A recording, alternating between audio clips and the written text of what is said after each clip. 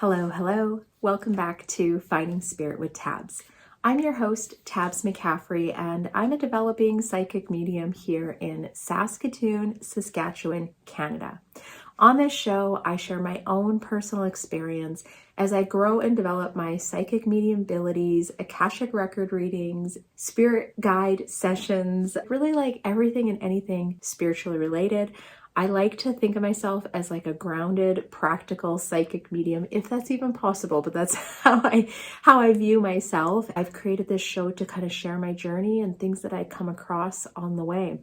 Today's episode, we're going to do a fun one. We're actually going to talk about a double reading that I did. So I just started doing more than one person in a reading, doing couples, and this was the second reading that I had done with a couple. It was pretty crazy. Lots of very, I'm going to say crazy evidence because it was just very specific stuff. Okay, let's start off with HQ. What is going on? Finding Spirit HQ. I usually like to take a minute or two to just kind of cover what's happening currently. We have a practice circle next week on March 6th. There are 4 spots left, so if you're hoping to grab one of those, I would make sure you book it now. If you haven't already attended one, what you can expect, we chat a little bit about mediumship at the beginning. Then I get you into a practice partner in a breakout room. You guys have 20 minutes each to play in spirit energy, give part of a reading. If you don't have any experience, no worries. We will walk you through it. But it's just a really safe and encouraging place with like-minded people to meet up and practice mediumship. And then after the practice part, we will come back, do group discussion, any questions. I'm yours until everyone is content. Really fun place to meet up with, like I said, like-minded people and to discuss mediumship, especially if you're looking for a community of people to chat and practice with. I think you will find a place in our group. Next up, I have an online group demonstration that's going to be coming up on March 12th. So in 2 weeks, there are still some spots open in that as well. It is a small group. I'm maxing it out at 12. I do a 60-minute demonstration, and in that time, I will pull through and connect you with as many people as possible. So not everyone is guaranteed a reading, but I will do my best to get through as many as possible. And I think sometimes the magic is just watching even other people receive readings and like just being in the energy of spirit. It's just such a beautiful place, such a beautiful evening. I love them. So I would love to see you there if you're hoping to connect with someone.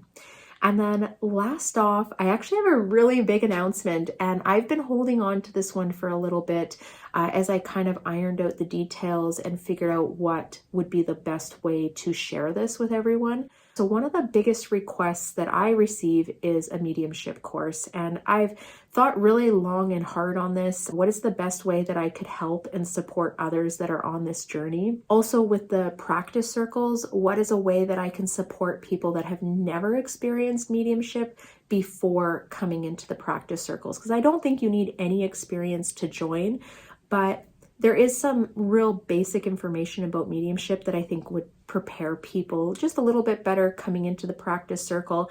And then we don't have to touch on it every single week or like every time we meet together. So it'll kind of fill that gap. I'm also going to recommend that anyone coming into the practice circles that has zero mediumship experience, that they take the course just to get the basics of it. And then they can join the practice circle and we go kind of straight into practicing and discussions and questions and stuff like that. They'll be able to complement each other for anyone that's a complete newbie, and it will give you what I feel is the basics to come into a practice circle and start practicing and experiencing mediumship. Just as an overview, we're going to be looking at a 4-hour mediumship course. This is going to be offered every other month. It's going to be reoccurring. Basically, anyone that's coming in, anyone that's wanting some information before joining the practice circle, that's where they're going to be able to start. I truly believe in my heart that mediumship is very simple. It's very basic.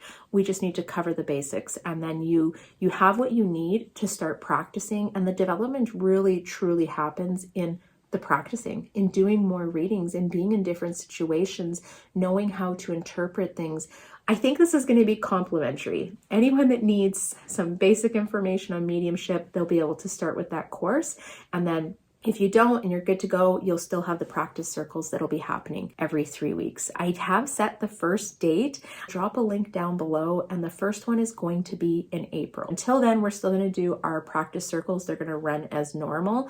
But after this course is launched on April, and it's going to be happening on a Saturday, so for those that are busy during the week, that work, that have crazy work schedules, this is going to be offered on a Saturday morning. After this course is launched, we will no longer be doing kind of like beginner info at the beginning of every practice circle. That's going to eliminate that, and we're just going to get into the practice partner and discussion and questions and working through the mechanical questions that you may have through your mediumship. I think this is going to support a lot of people on the journey, so I'm really excited to share it. And I've put a lot of thought into this. So I already am using the notes from our practice circles, common questions, things I want to address. They've really helped me, even with the questions that people have, to kind of build out the course material of what I feel should be included. Okay, well, I hope you guys are excited as I am, and I look forward to seeing anyone that wants to learn about mediumship. I hope to see you in April there.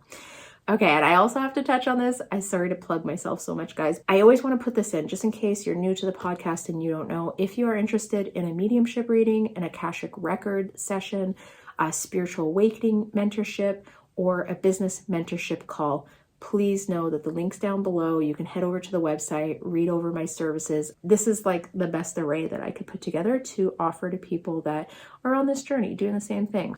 Okay, let's get into this double reading. This was a lot of fun. I wanted to share this because there's a lot of specific details within the reading. They also gave me permission to share it and contributed to the evidential part of it. They had recorded the things that I said, and then they had their evidence of how it made sense, why it resonated, things like that.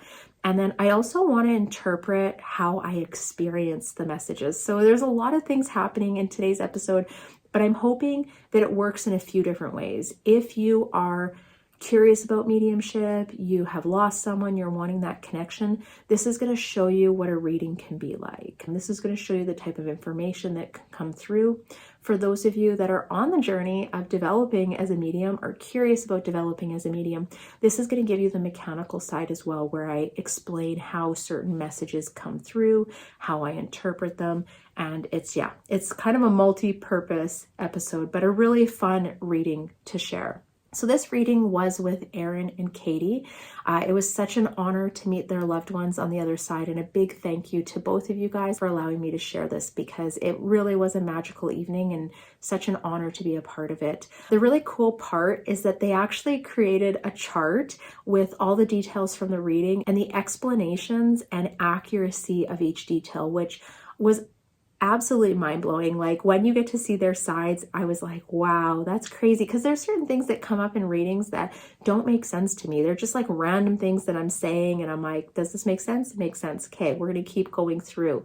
But I always give people a chance at the end of the reading, or sometimes throughout, to share some more details about things, to further explain a story. And this reading is full of really fun stories. So yes, thank you guys. Thank you for the work that you put in.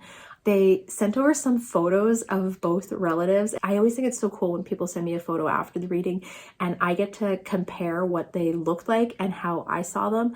Most of the time, it's almost identical, or a lot of similarities in how I was seeing them. And I need to clarify, it's not like they show up as an apparition in my office. That's not how it happens for me. I see them in my mind's eye. It's almost like a daydream. So it's like if you were to think of, say, your best friend, you can imagine them in your mind. You know what they look like. That's kind of how I describe it when spirit comes to me. I can see features of them. Sometimes they don't show me anything of them, but a lot of times I'll pick up on like facial features or like certain things about how they looked. So yeah, I just wanted to clarify that as well. I'm going to share the points of information that were coming through. I'm also going to share how that information came through.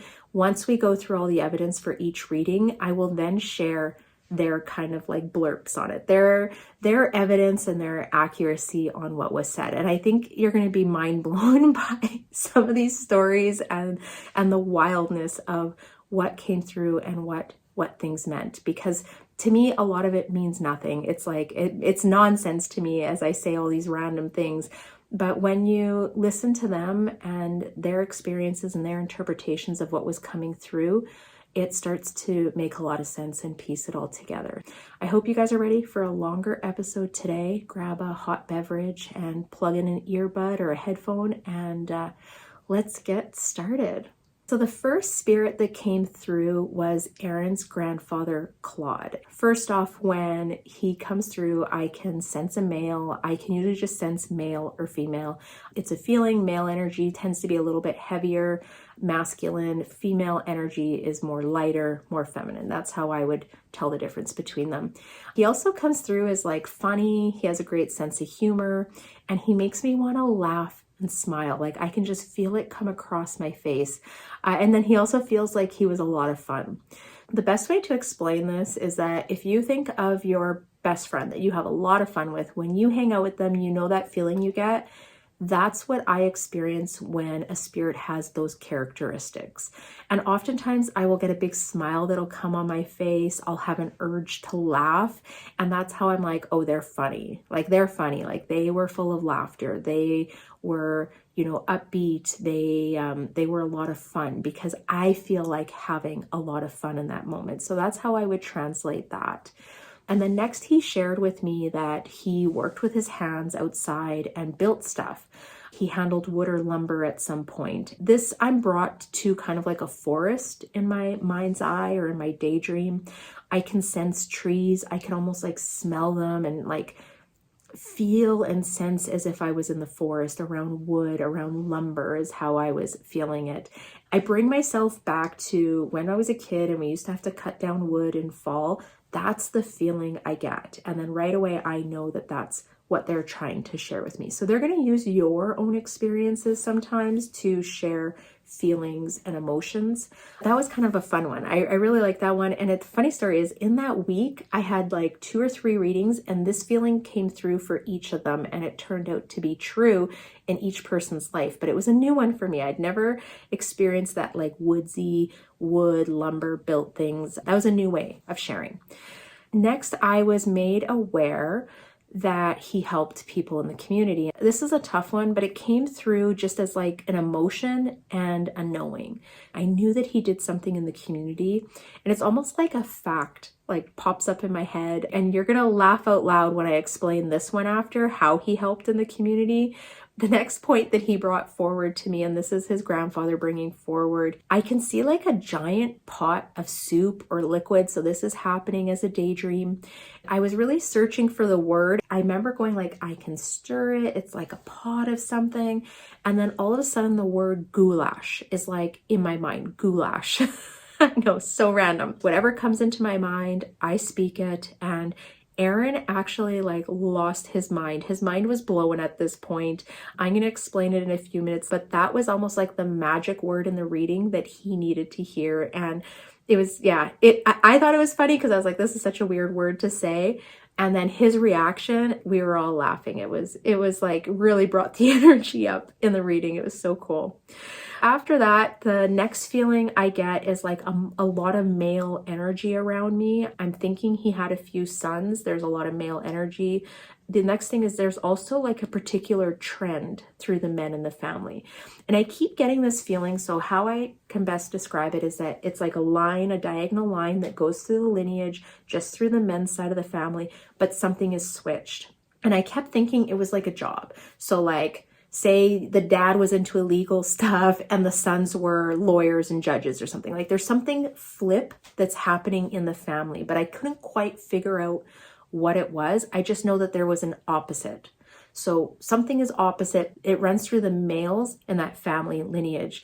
And that one, I couldn't quite pin down, but there was like an oddity to it. There was an oddity in the men's lineage of the family. And I'll explain that one later. There's a lot of things to explain after, but this is just the randomness of what's coming through.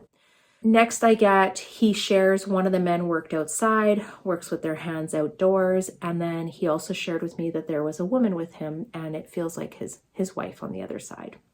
And then for the messages, this is the really like fun part I always find of the reading, because this is where they really connect with their loved one. And I think this is really the reason why we do mediumship, is to give you the messages and guidance from the other side. The first part of it is all the evidence. It's the evidence so that you know who we are speaking to. You know without a doubt that that is your loved one that we're speaking with. And then once you know and you trust and you have the proof, it's easier for you to accept the messages that come through. So the messages that came through from his grandfather Claude was he wanted to connect with Aaron and felt that he could have a positive impact on his life. And that's exactly how it was being shared with me. He had a feeling of surprise that he made it through in the reading. He wasn't expecting to be able to make it through, but he was so happy that Aaron remembered him, that Aaron knew who he was and could recognize him. And then he also shared how proud he was of Aaron and his work ethic, lots and lots of pride coming through.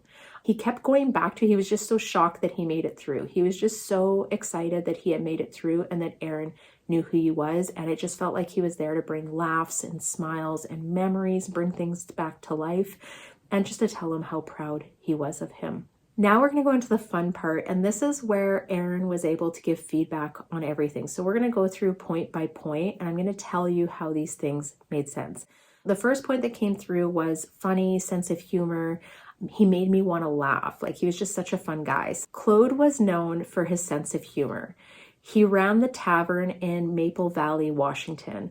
If he came up behind you and walked off without saying anything, he had left a little gas behind him. So we call him crop dusting. He used to crop dust people in the tavern.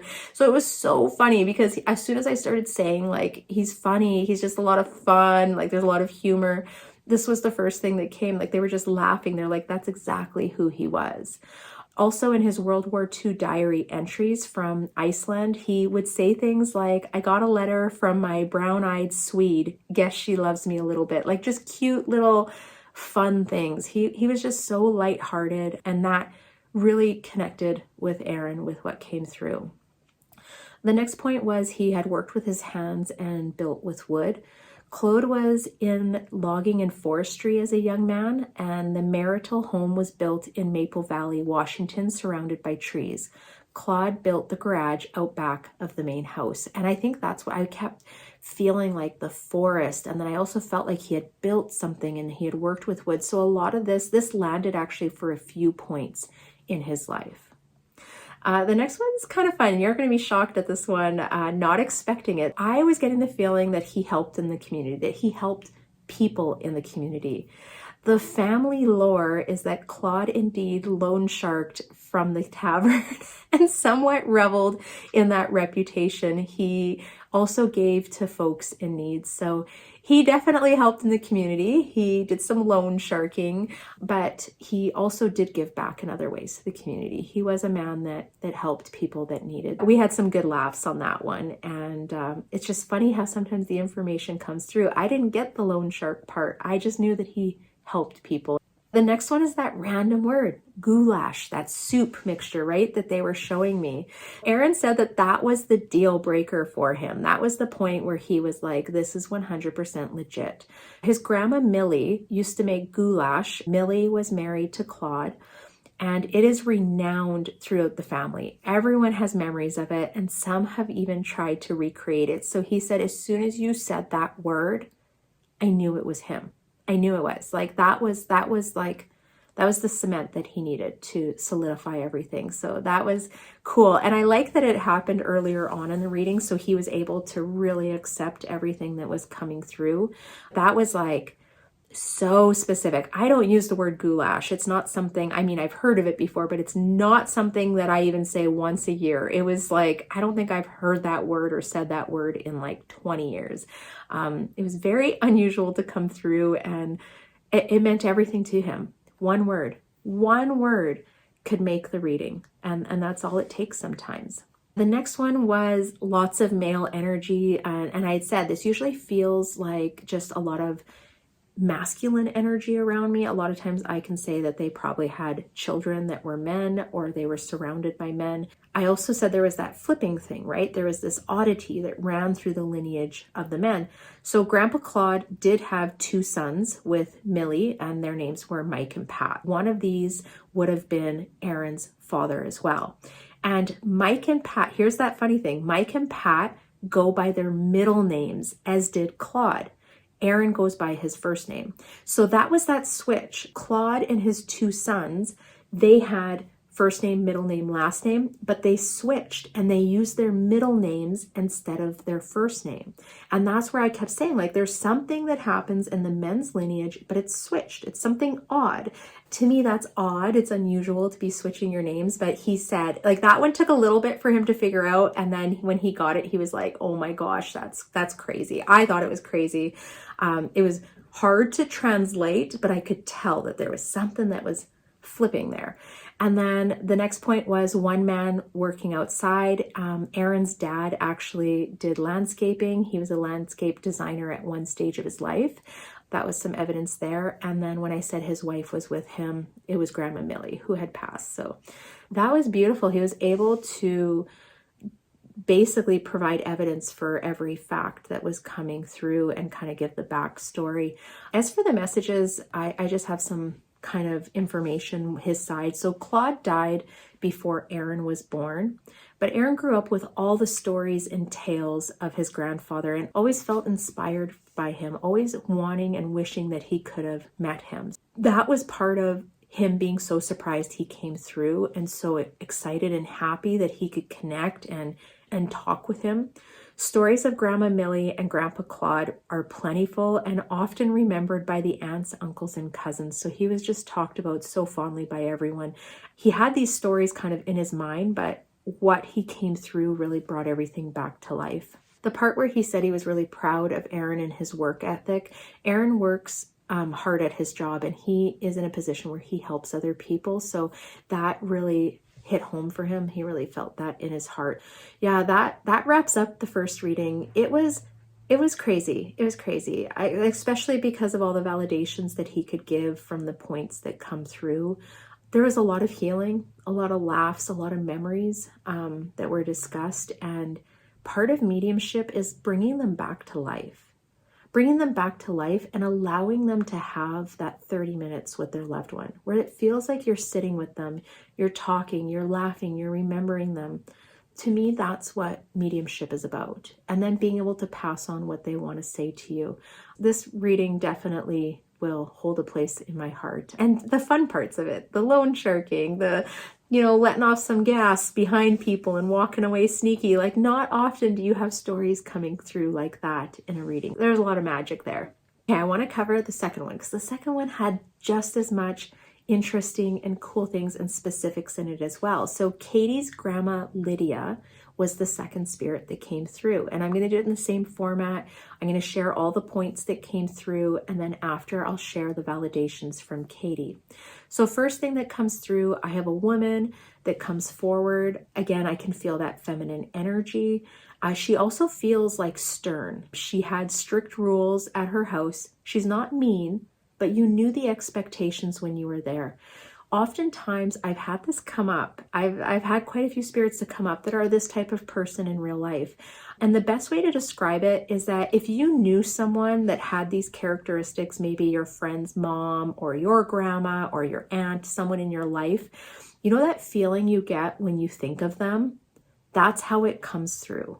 I'm reminded of that feeling, and that's how I can connect them to those types of characteristics or traits. That's the best way I could explain it. A lot of times with characteristics and traits, it'll either come through as a knowing, I just know that that's who they were, or it'll come through like in emotions and feelings, and then I can describe how they were, and they'll use my past experiences to give that in the communication.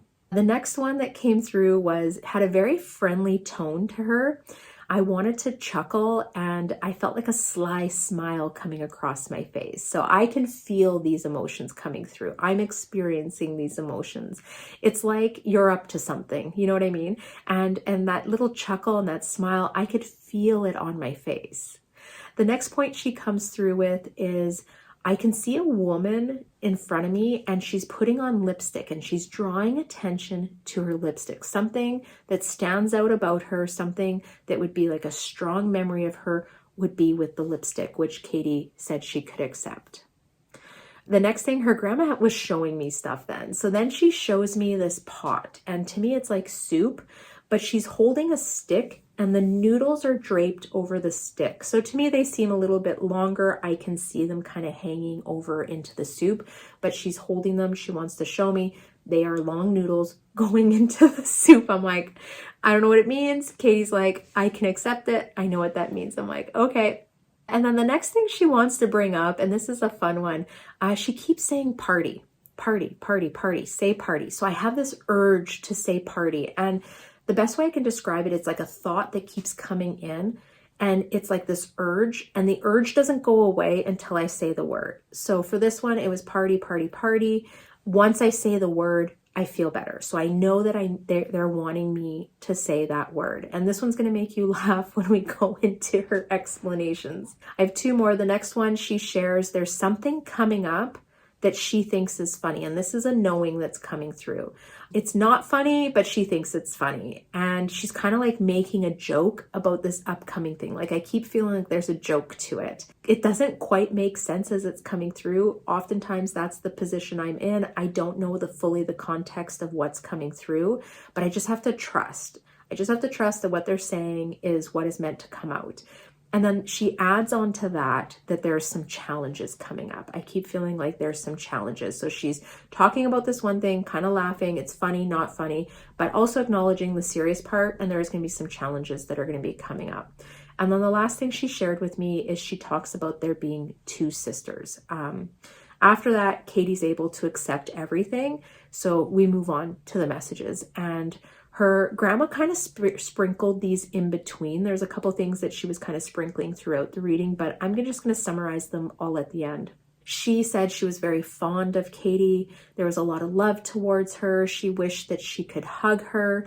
She said she also cared how Katie turned out and how she grew up. Like this is just knowings. I just know all these things. A lot of times when it comes to messages, it's like knowing. Like I just know everything I need to say.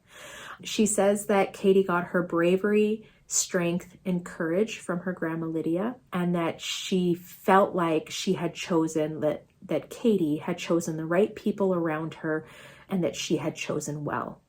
And then there was another little part of it. She did talk about there being a strain in a relationship between Katie and her mother. And Lydia said that she was proud of Katie and her resilience. And she said, you don't hear that enough from those that should be giving you that validation. There was feelings that she had been let down from people before in her life that probably shouldn't have let her down. And Lydia, her grandma, said that she sided with her. It was so random. It was so funny, but like, it was so impactful. It was things that Katie needed to hear from her. Yeah, her grandma just like, she was hitting the point. She was saying everything. We're going to break that part down now because there's some fun stuff in here. There's some fun stuff. These two spirits lived some lives and yeah, it was good to hear these validation parts. We're going to go back to the beginning of the reading with Katie. I kept getting that strict, not mean, but there's expectations, right? There's things that you just know.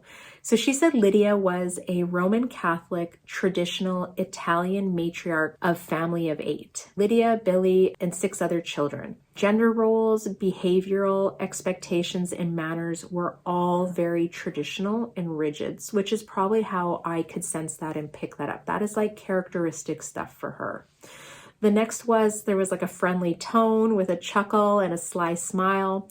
So even though Lydia, her grandma Lydia, was strict, Grandma Lydia had a great sense of humor. She would often say something out loud to Grandpa Billy, for example, who was deaf, and then would poke fun out in her outside voice to the rest of the table. One of the best memories is Billy complaining about the overpopulation of the planet, then Lydia telling him that she'd borne him 7 children, and he had certainly done his part in contributing to the problem.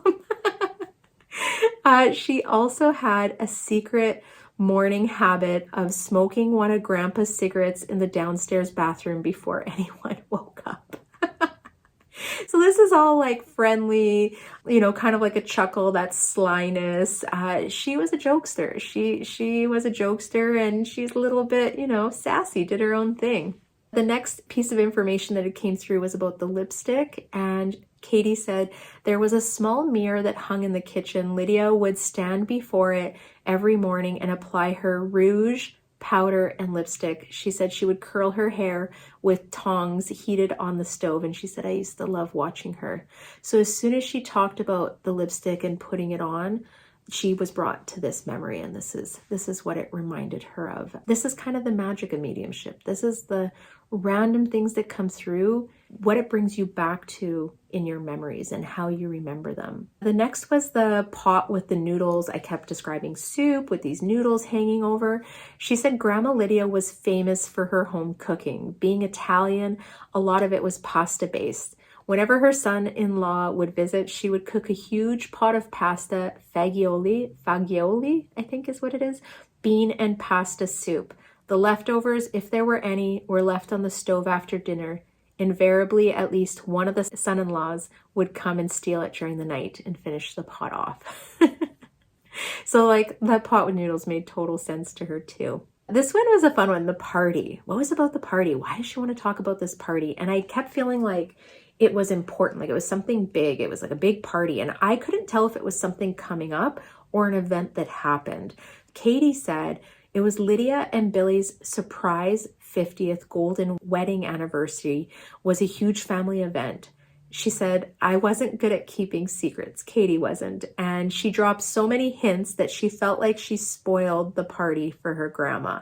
So she said the fact that her grandma was laughing and wanting me to say party, she wanted her to remember that event. And she thought it was funny. Katie thought it was funny too. And she said, of course my grandma would bring it up because she's a jokester and she wants to have fun. So that was a really good memory to bring back. The other one was something was coming up, funny, but not funny. And then there was like those challenges that were also coming up in an undertone. And I didn't know that this was going on, but Katie shared with me at the time of the reading, she was getting ready to have a hip replacement within a week. She had just borrowed 2 walkers from the senior center. And she said, my grandma Lydia would have thought it was so funny that at 50 years old, I was using an old lady walker. So she said, funny, not funny. That made sense. And then she said too, for the challenges that were coming up, it was the hip replacement and the challenges at work that were going to be coming up with some of the changes in the administration in the USA. So she said, definitely everything made sense for her and what was going on in her life. And then the last one was the 2 sisters. And Katie said Lydia was very close with her 2 sisters, Nini and Marguerite. In my mind, she says, I always thought of them as the 3 sisters and recently found a small ornament of 3 sisters that I keep by my bedside and I kiss every night thinking of her. So that was beautiful. That was, to her, that's what she needed to hear, that she was, with her 2 sisters, and it just kind of sealed things up. And then after that, when we had gone into the messages, so she said, Grandma Lydia was love personified to me. She made me feel loved when I didn't feel it from anyone else. She would sit next to me on the couch, hold my hand, and make continuous circles on my hand with her thumb. She would tell me I was beautiful and that she loved me, and I was very connected to her, although I only saw her once a year at most. She said Grandma Lydia liked to make sure I was behaving properly and following expectations. If I didn't have a boyfriend, she wanted to know if I was getting one. If I had a boyfriend, she wanted to know if we were getting married. When I started university, she wanted to know why I was getting an education, because at some point I would get married. And that would be that traditional rural stuff that was coming through. Katie shares that she moved overseas to marry Aaron after an 8-month-long relationship. She said Grandma Lydia had met Grandpa Billy when he was liberating the Naples in World War II. She didn't speak English. He didn't speak Italian. She left her home and family to move to Scotland and marry him. And she said, I kind of lived a similar life. Aaron and I met 25 years ago in Scotland while I was visiting Grandma Lydia and Grandpa Billy. I left everyone behind, choosing to marry him and move to the USA. I have also chosen consciously to not be close with my own family. Grandma Lydia was my father's mother. family lore that my mother had always been difficult to get with. Relationship between Grandma Lydia and my mother was never easy. My relationship with my mother has also been strained always. We haven't spoken since 2016. When I say that Lydia showed me love, it was the familial, unconditional, pouring into you love that I had never had from my parents. So everything that Lydia came through, or Grandma Lydia came through and shared, was exactly on point for Katie as well. Wow, there's a lot of emotion. And even as I read over this again, I'm brought back to that reading and all of the feelings and everything that was coming through. And I just want to say it's such an honor to connect people with the other side. And thank you to Katie and Aaron for sharing this, for allowing me to share this with the listeners of Finding Spirit. I always say every reading leaves like a little print on my heart. And this one definitely left one that I won't be forgetting anytime soon. That concludes both those readings. And to wrap things up, I hope this helps those that are curious about the other side or wanting to connect with someone on the other side. This shows what type of information can come through, how it makes sense to the person that it's meant for, and how it can be healing to hear from your loved ones on the other side. That's truly what mediumship is about. It's healing and guidance. It's helping you on your journey, feeling connected to those that you've lost. For those that are developing or giving readings, I hope this shows how info can come through. I love using all clair abilities during my readings, and I think it allows for depth and multi-layering in the evidence and the messages that are coming through. I like to call myself an evidential psychic medium, but I do put a big focus on the details and the evidence that comes through, because I feel like without the evidence that can be validated, that's concrete, that they know that without a doubt that's their loved one, that's really where the magic is. That's really where they can accept the messages that are coming through. I just wanted to share that at the end and just hope that it helps everyone that's listening and brings a little bit of love and magic to your life. I feel like I haven't shared a mediumship reading in a while, but again, it's just tough to get permission to share readings. Yeah. So anyways, I know you guys understand. Thank you for listening. If you aren't already subscribed, please make sure you do subscribe, follow whichever platform you're consuming this on. And I'd love a like if you want to drop a comment. I'd love to hear from you guys. But I think on that note, I'm going to head out of here. I hope you guys have a wonderful week. Thank you for tuning in. I will catch you on next week's episode of Finding Spirit with Tabs. Bye.